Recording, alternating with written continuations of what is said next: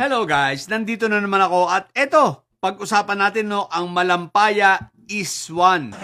Pero ihanda na ninyo ang inyong sarili sa mga pwedeng gawin ng mga didilis.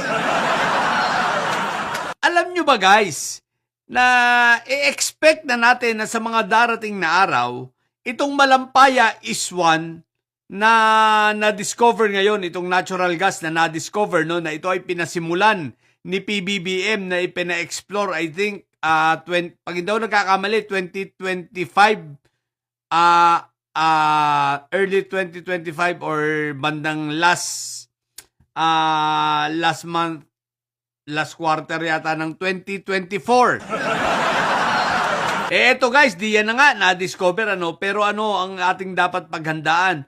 Paghandaan na po natin na ito ay aangkinin na ng mga didilis. Paghandaan natin, nasasabihin nila, yan, project yan ni Tatay Digong namin.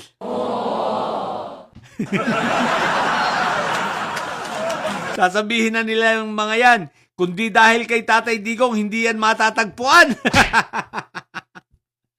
So, ihanda na natin ang ating mga sarili sapagkat ito ay kanila nang aangkinin. Siyempre, yan naman ang naturalesa ng mga yan ang mga angkin ang hindi kanila. So, ito ay maliwanag na aangkinin at hindi lang yon. Nagkwentuhan nga kami ng puting kabayo, tumatawa kami parehas sapagkat sabi ba naman ni puting kabayo huy, mukhang mukhang may naglalaway dito sa Davao. May naglalaway na raw sa Davao. Saan naglalaway? Natural. Alam niyo po, nang makita ng mga makasayad siblings, itong successful na exploration at makadiscover tayo ng natural gas na naman, aba. Ang tingin po ng mga makasayad siblings dito ay hindi para sa Pilipino. Nakapakinabangan ng mga Pilipino. Ang nakita agad nila, what the heck? Pera! Nanlaki ang mata. Nagtumulo ang laway sa bibig. At syempre, tuwan-tuwa at sabi, pag ako naging presidente, iyari ka sa akin.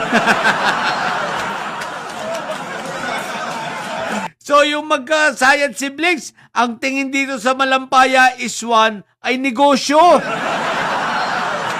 Pang sariling negosyo at kiniklaim na siguro agad ng magkakapatid dito na okay, amin yan. Kaya wag tayo magtataka sa mga darating na araw, ang naratibo ng mga ito dahil yan kay Tatay Digong nila. At syempre, ang tingin nila dyan, malaking pera ito. Baka, hindi kaya humingi ito mga ito ng down payment agad sa China. Hindi pa man nakakaupo ibebenta na agad ang Malampaya. Malampaya is one. Syempre, ang tingin nila dyan pagkakakitaan. Hindi naman yan tumitingin na papakinabangan ng taong bayan. Ang tinitingnan lagi niya mga yan pagkakakitaan pansarili. Syempre, makasayad siblings, takaw sa pera yan Adikto sa pera yan Diba? Ito, higit ito sa 51B pag mapapasa kanila. Talagang malaki-laki ito. Gagayahin nila si Gloria na ang laki ng kinita dyan, di ba? Sa Malampaya na yan. So, yun ang gagayahin nila. So, kaya itong itong makasayad siblings, talagang atat na atat. Nako, kaya lalo pang nagpursigi ang kanilang pagpapabagsak sa Pangulo. Dahil dito. Dahil sa natagpuan ito, sabi nila dito, kailangan lalong mawala si Bibi. Sayang ang gas! Kaya yun, asahan natin mga fake news, mga didilis. Simulan nyo na!